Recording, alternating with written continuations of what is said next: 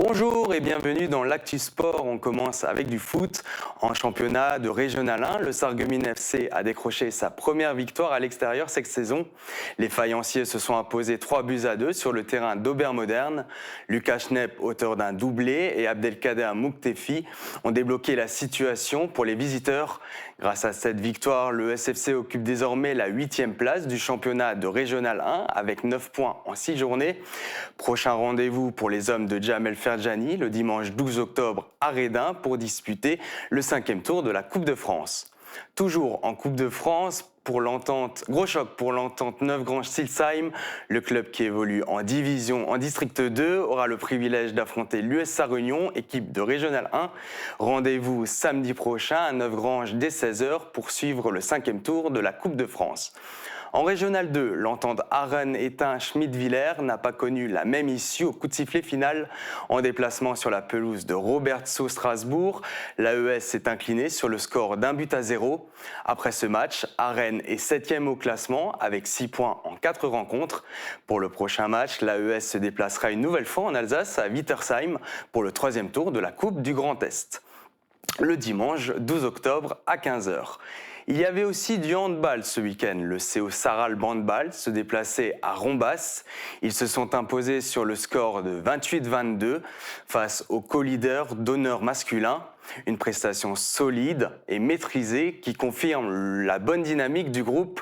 Le club se place à la première position du classement avant d'affronter un autre gros, Bouzonville, samedi prochain à 20h15 à Sarralbe.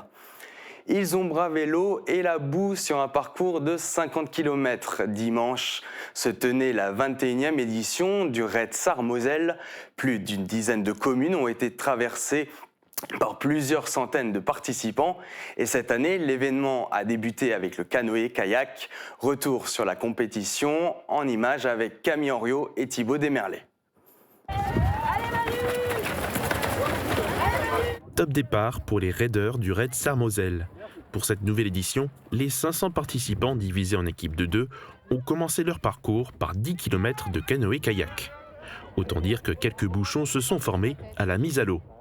Après avoir pagayé, pas le temps de se reposer, ils ont enchaîné avec 7 km de course à pied. C'est ensuite un segment de 36 km de VTT avec une partie dans la boue qui a fini le tracé. Les premiers arrivés sont Guillaume Kircher et Vivien Monet qui ont terminé en un peu plus de 3 heures. C'est une grande fierté, c'est une première fois avec Vivien. Donc merci à lui d'avoir dépanné parce que en fait c'était pas prévu de la sorte. Je devais le faire avec Grégory Greff avec qui on avait gagné l'an dernier. Et malheureusement il s'est blessé. Et pour une première ensemble c'était une superbe aventure. Donc bien vécu, franchement ça fait super plaisir de le faire là. On a bien maîtrisé notre course, on s'est super bien entendu, on a un niveau plutôt homogène tous les deux. Donc c'était hyper agréable comme course. Un petit peu humide et boueuse mais ça on a l'habitude ici toujours. Les seconds étaient à 2 minutes d'écart. La première féminine au classement général est Barbara Der. Avec son binôme masculin, leur équipe mixte se place 12e. C'est la première fois qu'on le fait ensemble en mixte. On l'a déjà fait chacun de notre côté. Et cette année, ça avait un goût un peu particulier de le faire ensemble. Et on a particulièrement adoré le parcours sur le canoë. C'était nature. Oui, un vrai travail d'équipe. Thomas m'a beaucoup aidé.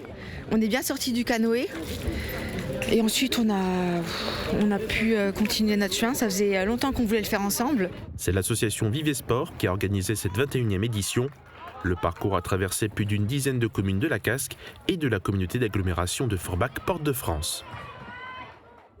On termine cet Actu Sport avec l'athlétisme et une issue rocambolesque pour Michel Munch. Le coureur handisport sarregueminois disputait ce week-end l'épreuve du 5 km élite du championnat de France à Florange. Alors que tout se passait bien sur la route et qu'il aurait même dû être champion de France, il a finalement été disqualifié. Accompagné de ses guides, Romain Discher et de son frère David, ils étaient tous les trois en avance sur les poursuivants.